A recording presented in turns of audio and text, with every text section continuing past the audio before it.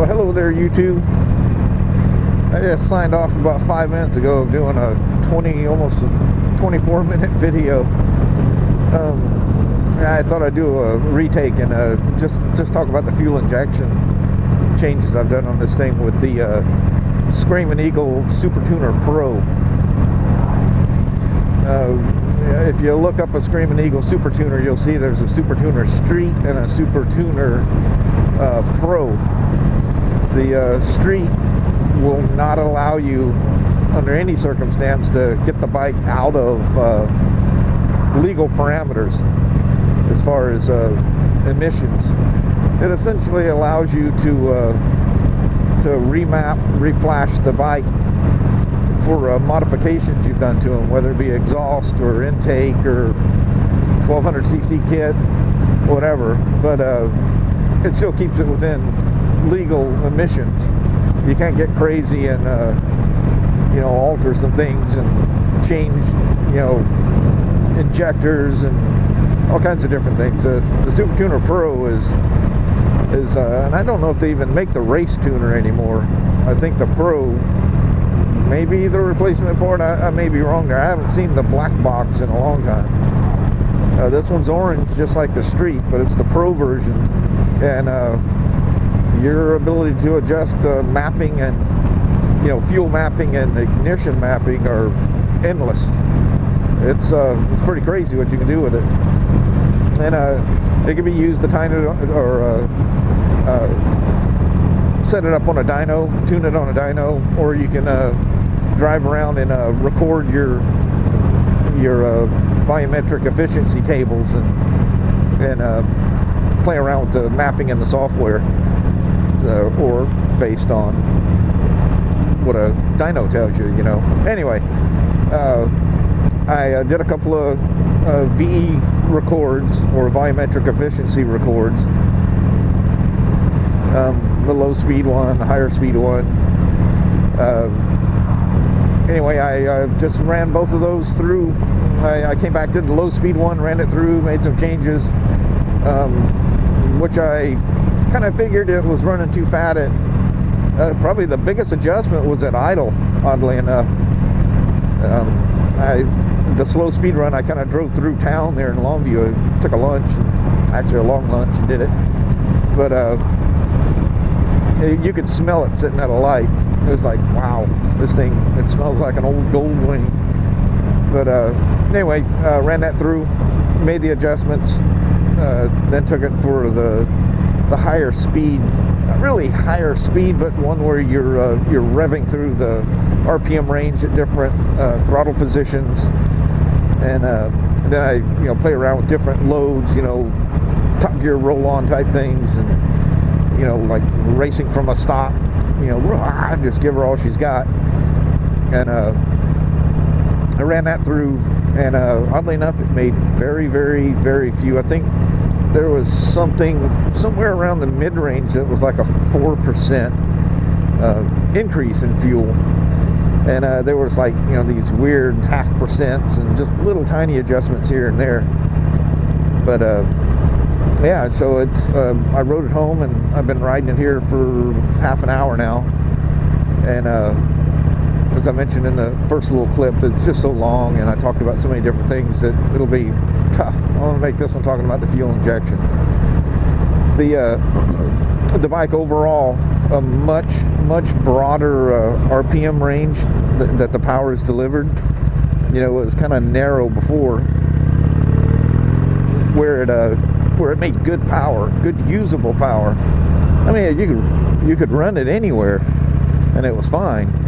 But I would say between like 3,000 and 4,000, or maybe 35 and that's really rough. 35 and 45 is where it's like a real happy spot for it. And they tar and gravel this damn thing. Looks like you did it a while ago and just haven't swept it. But anyway, it's much broader. Shit, I can lug the crap out of this thing. And then, now the red line's at 7,000 RPMs as opposed to 55.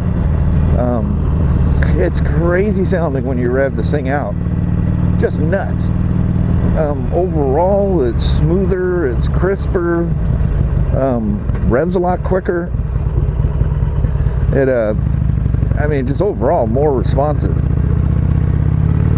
And shit, I couldn't be happier for how a stone stock motorcycle. Wow, is that a speed bump or just speed bump? How a stone stock bike runs. I mean, she runs really good. Still want the 1200 kit on there. You know, if I didn't have that 72 and I never rode that thing around, I would be, without question, completely 100% happy with everything about this, just the way it is right now. And there's this little thing in the back of my head that makes me kind of want to leave it alone. It makes it unique. It's quiet and it's smooth. Not that the 1200 makes it unsmooth. It just,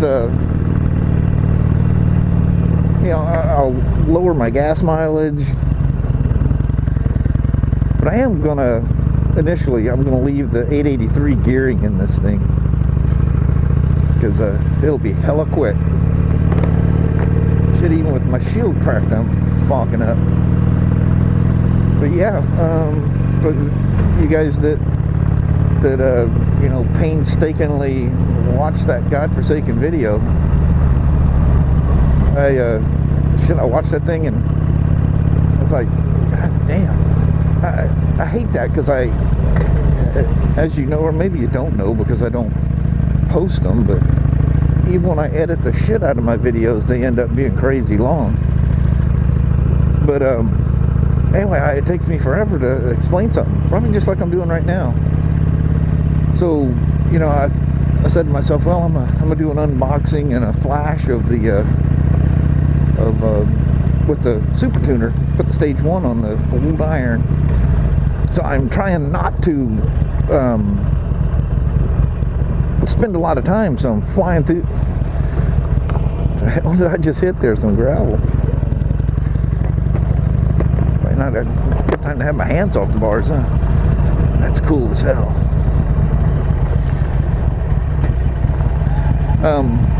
I've got 10 things in my head here at the same time.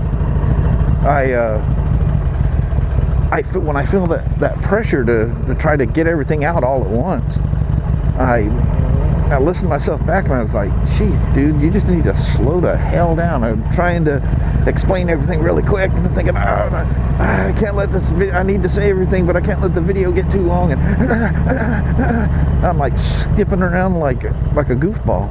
I keep smelling antifreeze, and if I was on my old ass Yamaha or any other motorcycle, I'd be going, what the hell's going on? Something's dripping somewhere.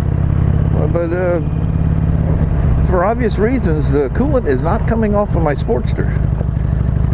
If coolant is coming off of the Sportster, there's some funky shit going down. That's all I got to say about that. If I was riding one of the twin cooled bikes or a V-Rod, I might stop and take a look. I've been smelling it since I turned off back there. Anyway, getting off subject. Very happy with it. And if you did watch the video, thanks for your patience, and I hope the hell I made any sense whatsoever.